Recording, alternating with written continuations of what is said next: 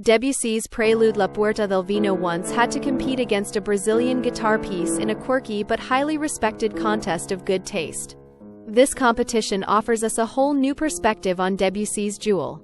However, the contest judge, a bit of a snob, set the rules so that one of the two pieces was bound to win. We have the whole story. And we'll also explain what we can learn from this about evaluating music in general.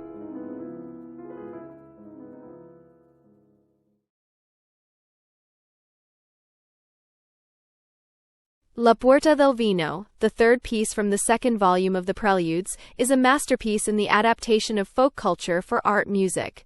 Debussy wrote it after receiving a postcard from his Spanish composer colleague Manuel de Falla, which depicted the Wine Gate. This is an entrance to the Alhambra, the medieval castle complex above the Andalusian city of Granada, a popular gathering place for flamenco musicians. Debussy is said to have shown the card to the pianist Alfred Cortot, remarking that he wanted to do something with it. Debussy visited Spain only once briefly for a day trip to San Sebastián, a Basque city that could hardly be further from Granada than any other in Spain. He attended a bullfight there. However, he kept returning to the country's soundscapes. This is evidenced by his compositions La Soirée de Grenade from the cycle Estamps, the orchestral work Iberia, and Lindaraja for two pianos. The Impressionist Debussy was particularly fascinated by the textures and emotional blends of Iberian music. La Puerta del Vino unfolds guitaristic virtuosity over a simple habanera rhythm, within a harmonically refined Phrygian scale system and with swirling arpeggios typical of the flamenco guitar. He also brought out the extremes of expression so characteristic of the music of the Spanish Roma. He already points this out in the instruction preceding the piece, avec de brusques oppositions d'extrême violence et de passionnée douceur. With a sharp contrast between extreme violence and passionate tenderness. Performing this piece poses a considerable challenge for pianists. Debussy meticulously notates ornamentations, articulations, and detailed dynamic instructions. Added to this are verbal instructions such as fort âpre, passionnément, ironique, and gracieux, which leave open how they can be correctly interpreted. What does harshly loud sound like on a piano? If one takes a look at forums and teaching materials, one finds that most commentators emphasize or admire the way Debussy captures the mood and character of flamenco. He does this even in its most original and primitive forms, such as the so-called cante jondo, the archaic singing of flamenco favored by Manuel de Falla.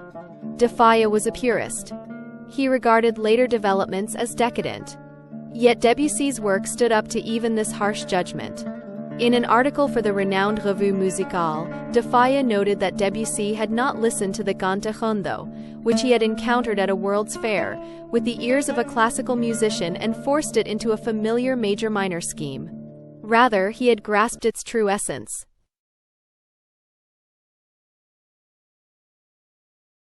A completely different world and different cultural and social contexts define the guitar piece Na Sombra da Mangueira, In the Shadow of the Mango Tree, by Brazilian composer Luis Bonfa. We asked guitarist Renan Rocha dos Santos to give us an impression of the piece In the Shadow of the Mango Tree.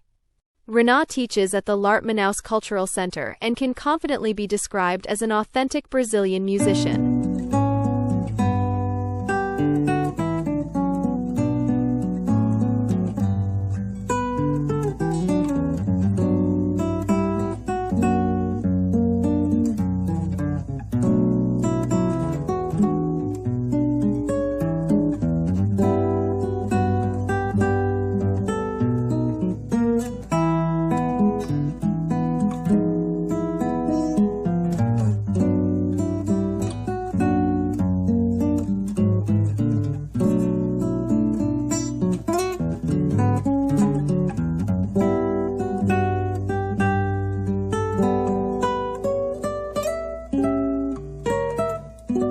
Brazilian guitar music differs fundamentally from Spanish flamenco.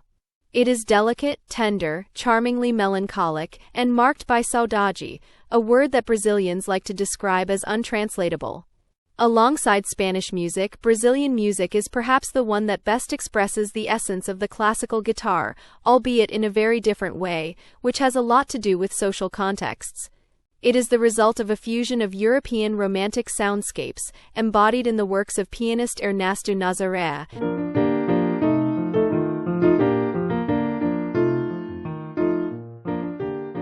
and African heritage, which the brilliant saxophonist and flutist Pichinguinha refined.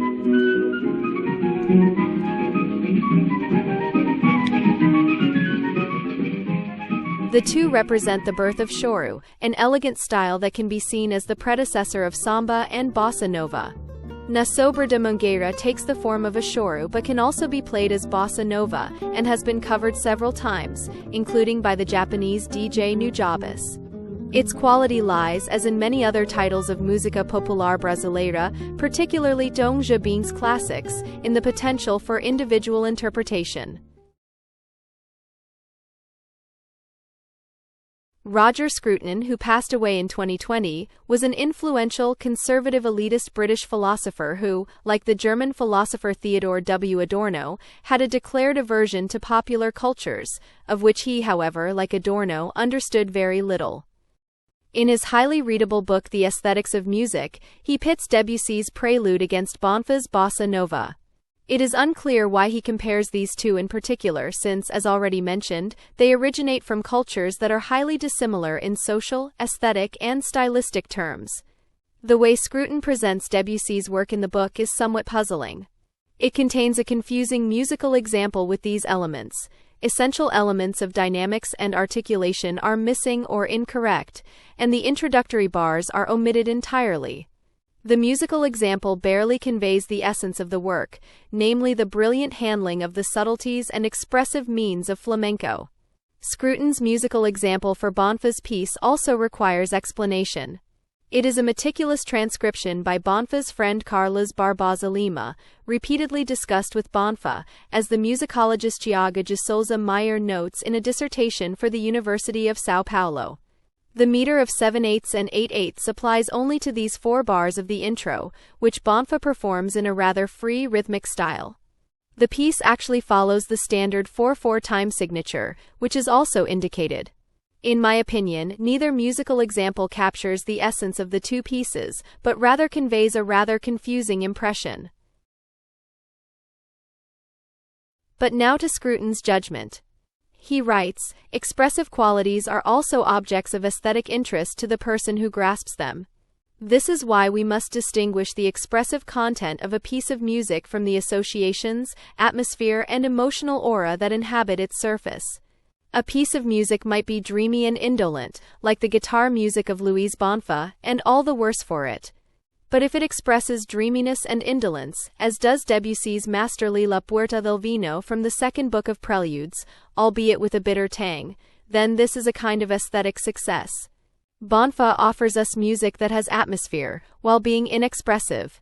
Thus there is all the difference in the world between empty music and music that expresses emptiness, between banal music and music that expresses banality.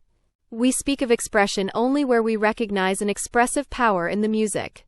And this recognition of expressive power involves, in the normal case, a value judgment. I do not believe that bitter tang truly captures Debussy's expressiveness. Nor do dreaminess and indolence seem to hit the mark regarding the actual expression of the work. Especially after consulting the aforementioned expert assessments of the piece's meaning and expressive power, we cannot entirely shake the suspicion that Scruton did not truly understand the piece. The same applies to the blurred rhythmic interweavings in Bonfa's work, which are so typical of the Brazilian guitar style. The main problem, however, is that Scruton does not tell us what he means by expressiveness. He fails to do so throughout the entire text of the book, incidentally, and why Debussy's Prelude is said to have expressive power, whereas Bonfa's Choro Bossa is supposed to be inexpressive.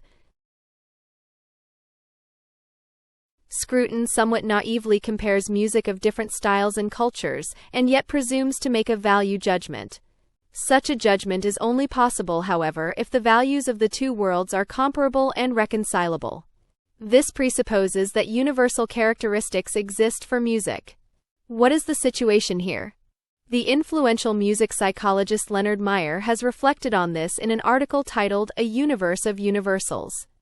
Right at the outset, he explains that, aside from a few physical and biopsychological framework conditions, there are essentially no musical universals.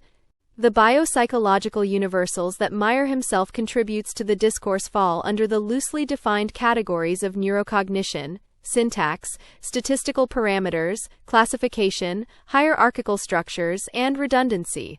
With regard to classification, however, he limits himself to a few general remarks on the significance of class formation, such as that represented by pitch classes, without explicitly formulating a framework condition. Presumably, he has something along the lines of all music employs structuring through classes of elements in mind, which is, however, quite vague.